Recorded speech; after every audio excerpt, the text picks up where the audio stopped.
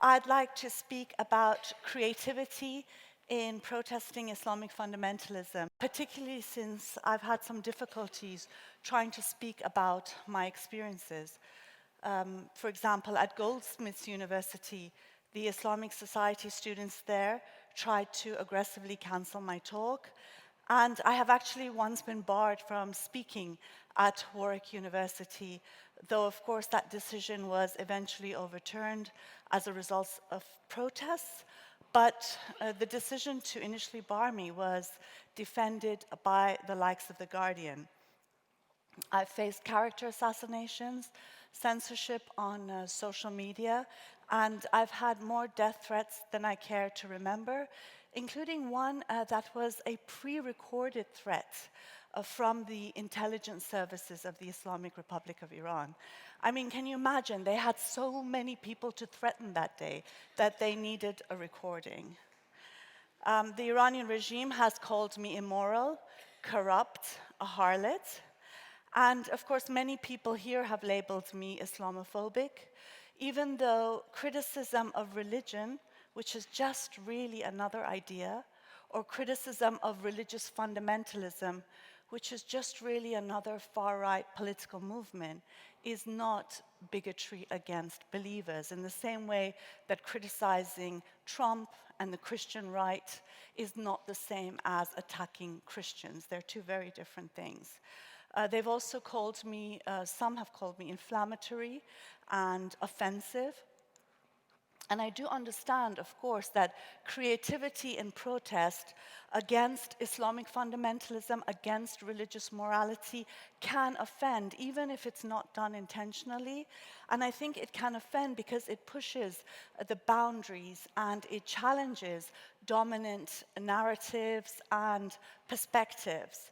And I think it offends because it challenges the limits of what is permissible for people like me. Others can live their lives in any way that they choose. But for those of us who are from minority backgrounds, from migrant backgrounds, who come from Muslim families, who come from countries who have fled Islamic laws, there is this expectation that we must live within confines that have been imposed by fundamentalists, fascists, and mullahs. But let me ask you a very simple question. Do I or do I not have the right to tell my story?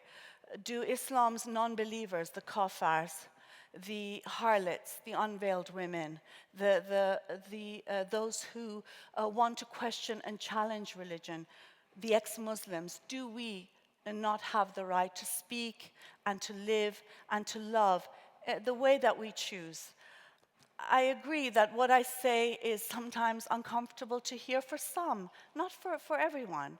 It's uncomfortable for some, and if I'm fully honest, it's very uncomfortable, oftentimes for me even to say the things that I do.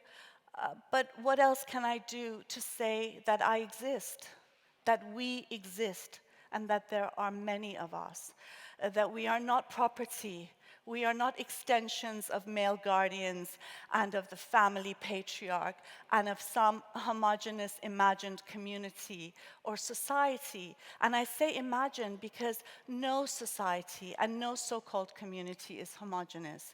There are so many differences of opinion. There are class struggles, social and political movements, and always there is dissent.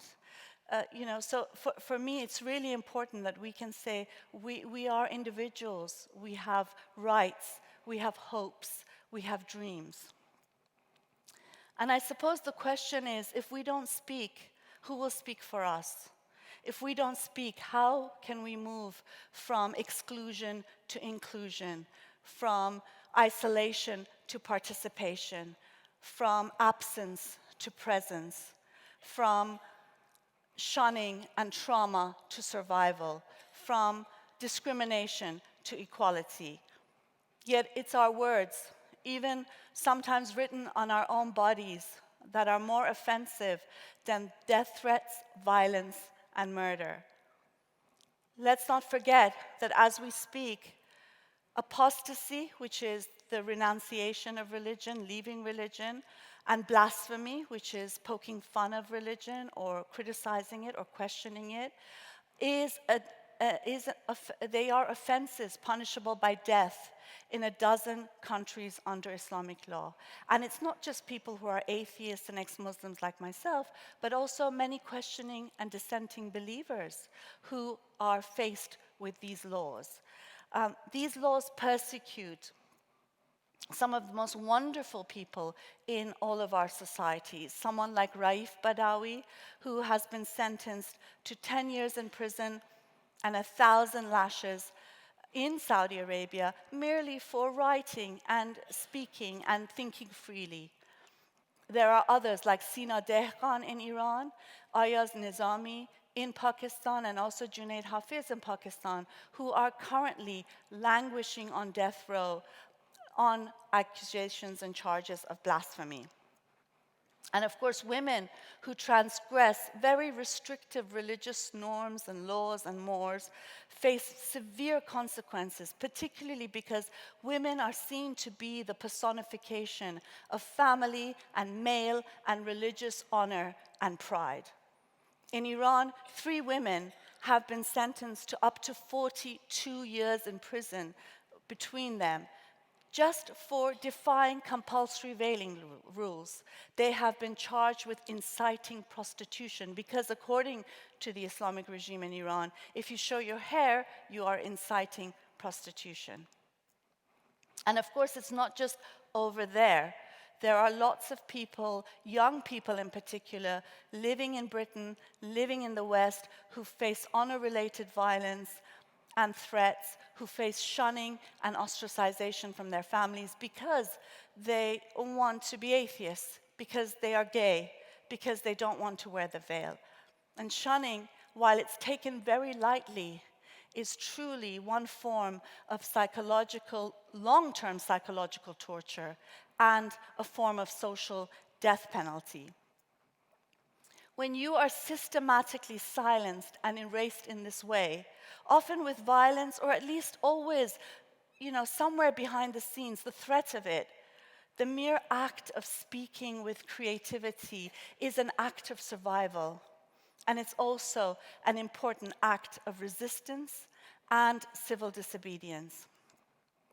When the public space is so oppressive and so full of fear, subverting, flouting, disobeying ridiculous rules and mores, absurd ones, misogynist ones, not only challenges dogmas and taboos, but it helps to reclaim and transform the public space and society.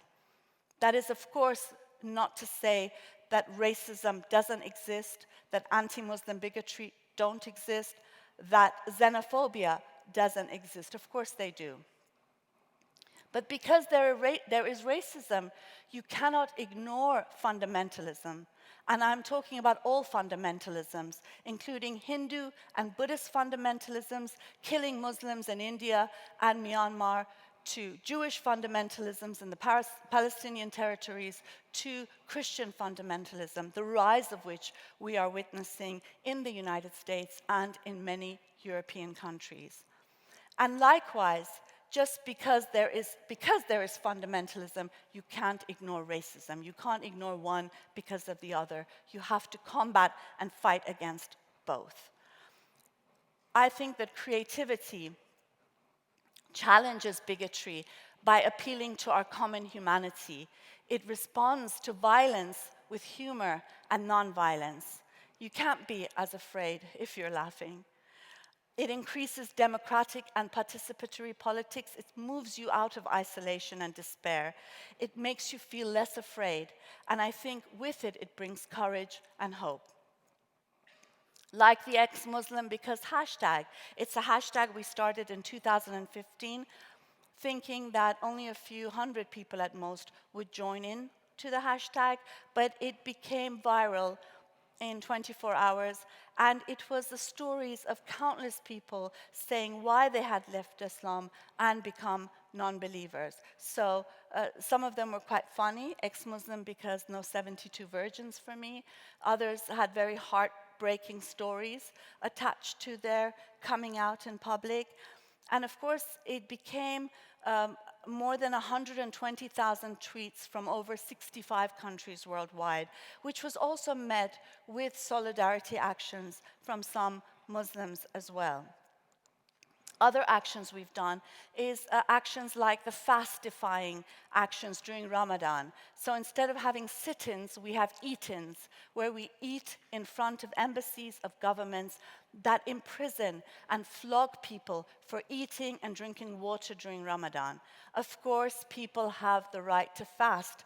There are members of my family that fast during Ramadan. But the point is that they are free to do it just as others should be free, including believers, not to fast if they don't want to. Like actions in solidarity with the movement in Iran against compulsory veiling, the White Wednesdays movement, or nude protests. You know, the thing is, when you are met with a fundamentalist movement that despises women's bodies, that want us to be erased from the public space, nude protest is an important challenge to that perspective that says there is nothing wrong with our bodies. They are not dirty, they are not obscene, they are not the source of fitna and chaos in society. And in fact, our bodies in our own hands can become tools for liberation. Or campaigns that assert that periods are natural and that we will never be ashamed for this natural occurrence in our bodies. Or acts like the atheist azan, which is subverting the Muslim call to prayer in order to normalize heresy and dissent. Or dancing in King's Cross, asking for believers to show support and love to the ex-Muslims in their families, in their societies and so-called communities, and asking for an end to the practice of shunning. Or creativity in defense of the LGBT rights of Muslims and ex-Muslims. Now, I know, some people think that Allah is gay is such an offensive word to use, but it's only offensive if you think being gay is something that needs to become offended by. In the same way that singers can sing about God being a woman, or you have placards in Pride saying, God is gay, Jesus is queer, Jesus has two dads. In that same vein and in that context of Pride in London, it's a struggle to challenge religious homophobia and open the space for LGBT Muslims and ex-Muslims. I think creativity in protest says to the fundamentalists, you do not have power over us. You cannot silence us. We will not submit to your rules. We will determine our own stories and history. As the brilliant organization Southall Black Sisters says, our tradition is struggle, not submission. Creativity in protest insists on the human rights of freedom of conscience. And let's not forget that freedom of conscience is not just the right to religion, but also the right to be free from religion. Creativity in protest also insists on freedom of expression, which, by the way, also includes the right to criticize religion, the sacred, and the taboo. And it does it in practice, in the public space, not in art galleries, and not as abstract and theoretical notions and concepts. It creates solidarity and insists on equality, not superiority and not difference. Creativity in protest goes, I think, to the core of what it is to be fully human. It enables us to reimagine society and the world and to change it for the better. Thank you very much.